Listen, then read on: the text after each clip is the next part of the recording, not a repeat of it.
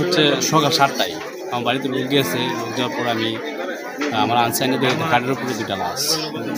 মেয়ে মানুষ, যার মেয়ের নাম হচ্ছে মৃত রৌশন। তো ওনার 2 মেয়ে 2 ছেলে, এক ছেলে বাইরে থাকে, এক ছেলে ছোট, আর 2জন। তো বড় মেয়েটা যে বিয়ে হয়েছে জামাইয়ের নাম হচ্ছে সামিউল। ও আইসা মানে গত 1 সপ্তাহ ধরে এখানে ছিল। তো থাকা অবস্থায় মানে 1 সপ্তাহ যে এলাকা দিয়ে চলাফেরা ছিল, যে তার বাপ বলতে বেশি ভালো না, এলাকার মানুষ যেটা বললো। আর রাতের থেকে ঝগড়া চলতেছিল। ঝগড়া অবস্থায় ওই মেয়ের যারা ফোন এসে তার ছোটো ভাই দেখছে ঝগড়া হয়েছে। তো সকালে উঠে দেখে নাকি মৃত দেখছে আর কি। তো ছোটো বোনটা হাতে টানতেছে, দেখে মৃত অবস্থায় আছে। সেই অবস্থায় সে আশেপাশে বাড়ি করে ডাকছে, ডাকার পরে আসা দেখে কোন অবস্থায় আছে আর কি। এটা হয়তো মানে শালি দেখছে, বউর মারা অবস্থায় দেখছে, হয়তো দেখে ফেলার কারণে হয়তো মেরে ফেলছে আর কি। সেই মৃত্যুর কারণ মানে যে খুন করছে তার আমরা দৃষ্টান্ত শাস্তি চাই এবং তার তদন্ত করে সেটা তার ফাঁসি দাবি চাই আর কি, এলাকাবাসীর পক্ষ থেকে। আসসালামু আলাইকুম, আমি রানিং মহিলা মেম্বার বলছি। অ্যাকচুয়ালি আমি সকালবেলা আসার পরে ওই যে ভাইয়ের কাছ থেকে শুনতে পেলাম যে ওর দোলা ভাই নাকি ওর 2 বোনকে মেরে ফেলছে। তো কী জন্য এবং কি আসল বিষয়ে কিছুই জানা যাচ্ছে না। তো এখন আমি সকালবেলা আসার পরে এই ঘটনা শোনার পরে দেখলাম অনেক লোক আসছে এখানে, দেখছে, কিন্তু এখনও প্রশাসন এখনও আসে নাই, আসবে। তো প্রশাসন যেহেতু আসছে, তো এখন ওনারা তদন্ত করবে, কে দোষী কে নির্দোষী তা বিচার করবে। তো আমরা এই গ্রামের সব মানুষ আমরা উচ্চ বিচার চাচ্ছি, ফাঁসি চাচ্ছি এই লোকটা। তো আপনারা সবাই এই লোকটাকে ফাঁসি দেওয়ার ব্যবস্থা করবেন। আমরা জানি না, আমি ঠিক ছেলেটা তো আসছে 1 সপ্তাহ হয়েছে, বুঝছেন। তো 1 সপ্তাহ আসছে, এখানে থাকে, আর 2 বোন এখানেই থাকে। ধন্যবাদ ভাই। আসলে আমরা সকালবেলায় আসলে ঘটনা শুনি, রাত্রে এরকম কোনো ঘটনা শুনি নাই। তো আমি আপনাদের সদয় পরিচয় জানাচ্ছি যে এখানে যে ঘটনাটা ঘটছে, অনাকাঙ্ক্ষিত ঘটনা, এটা কিন্তু ডাবল মার্ডার। এখানে যে আসামি, তার বাড়ি হলো কুমিল্লা জেলা বামনপাড়া থানা।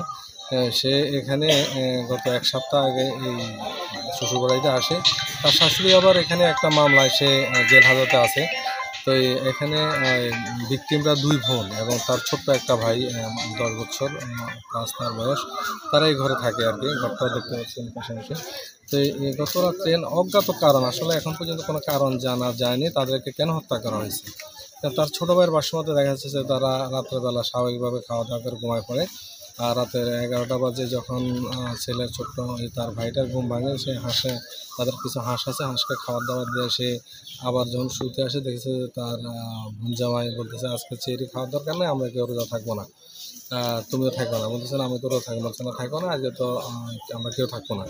তো এবং সে এক কথা দেখতেছে তার বোন জামাই তাদের রুম থেকে এসে তার স্ত্রীর নাক দেখতেছে, নিঃশ্বাস আছে কিনা। সে ছোটো মানুষ, সে কিছু ধারণা করতে পারে না, সে আবার ঘুমায় পড়ে।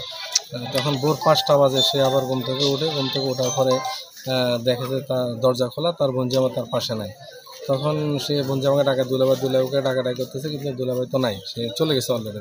তখন তার বোনের কাছে বোন দুটা দিয়েছে নিথর দেওয়া পড়ে আছে, অনেকটা শক্ত হয়ে গেছে। তখন সে মোটামুটি ভয় পেয়ে যায় এবং মোটামুটি নিচ্ছে তার বোনদেরকে মেরে ফেলা হয়েছে। তখন সে দৌড়ে এই বাড়িতে আসে, পাশে তার চাচার বাড়িতে আসে, তাদেরকে খবর দেয় যে আমার দুলাভাই নাই, আমার বোনদেরকে হয়তো মেরে চলে গেছে, তোমরা আসো। তখন তারা দৌড়ে যাইয়া দেখে যে 2টা মৃতদেহ পড়ে আছে।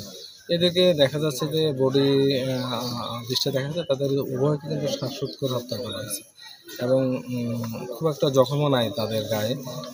ছোটো বোনটার দেখা যায় যে চওয়ালের এক পাশে একটু লালচে জখম আছে। তো ধারণা করা হচ্ছে এদেরকে বালিশ চাপা বা যে কোনোভাবে হাত দেওয়া হোক, যে কোনো শ্বাসরোধ করা হয়েছে। এবং আরও জানা যায় যে সে তাদের ঘর থেকে তাদের নিজস্ব মোবাইলটা নিয়ে যায় এবং কিছু টাকা পয়সা সন্ধান করে নিয়ে চলে গেছে। পরবর্তীতে কী ব্যবস্থা নেবে? পরবর্তীতে এখন আইনগত ব্যবস্থা সাপেক্ষে আমরা অলরেডি তার বিরুদ্ধে খুন মামলা রুজু হবে এবং আমরা আইনগত প্রসেস অব্যাহত আছে। আমাদের সুরতাল তৈরি হচ্ছে এবং আমরা লাশ মর্গে পোস্টমর্টমের জন্য পাঠাবো।